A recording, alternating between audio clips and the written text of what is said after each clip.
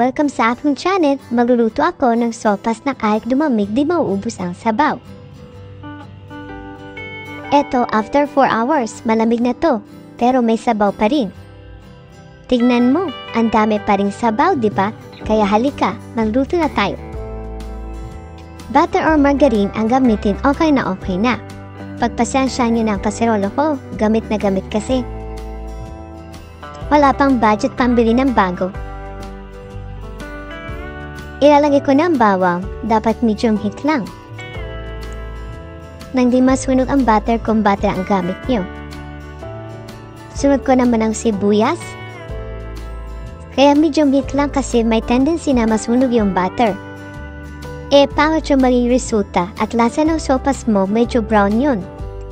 Pag margarine naman, di naman yata siya agad nasusunog.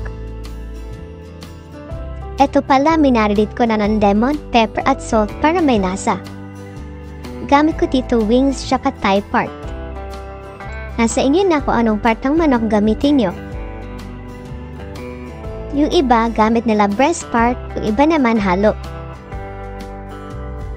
Igigisa ko lang tong manok hanggang maghapog siya. Kasi mamaya, maluluto naman siya sa sabaw. Okay na tong manok.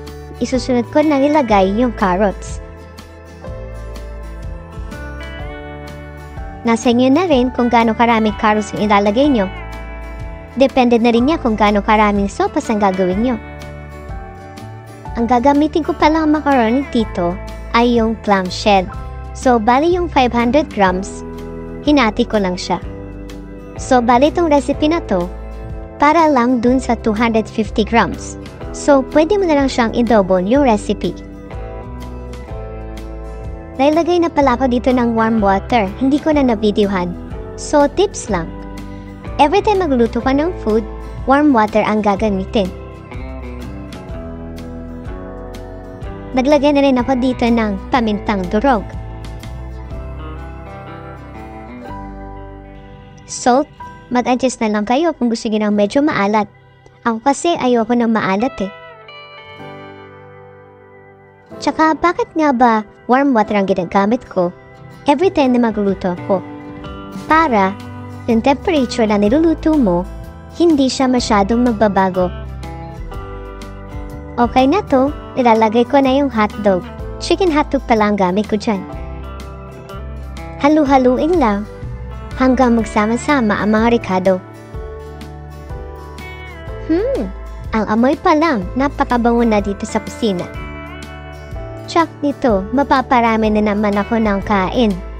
Sira na naman ang diet. Uy, diet daw siya. Sa maya banda. Lalagay na ako ng warm water para sa ating magiging sabaw. Sa ating sopas. So, damihan na lang natin kung gusto mo talaga na mas maraming sabaw. Halu-haluin lang ng bahagya at hayaan itong kumulo. Niluto ko na rin pala yung ating clamshell. Ito ang gagamitin ko na pasta. Kumukulo na siya. Nagalagay na ako ng evaporated milk.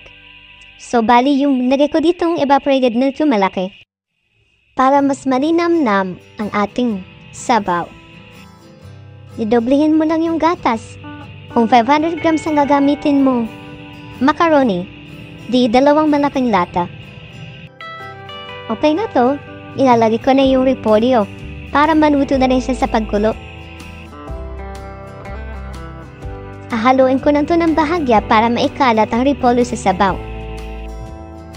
Okay na to, ilalagay ko na yung ating nalutong clamshell na pasta. Siguradong kahit lumamig pa ang sabaw nito, di yan matutuyuan.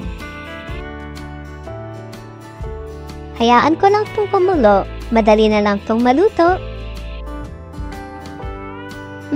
Nakakatakam na eh. Basta maluto lang ng half cook ang ating repolyo, okay na yan. Kasi maluluto pa rin naman yan habang mainit pa ang sabaw.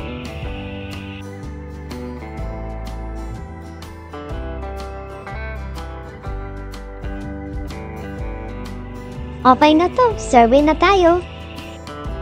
Kainan na!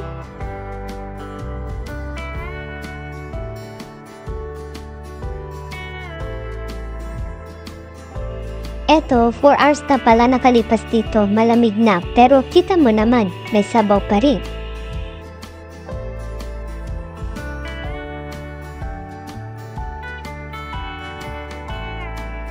O diba, madami pa rin sabaw?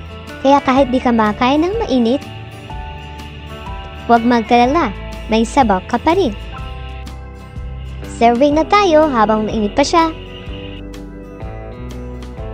Mas masarap sa tag-ulan kainin, pero syempre mas lalo sa almusal. Kung nagustuhan mo ang video ko, please like, share, and subscribe. Thanks for watching!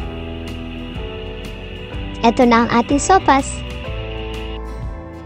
Ganito pa rin ba magluto ng sopas na maraming sabaw? Mag-comment sa baba.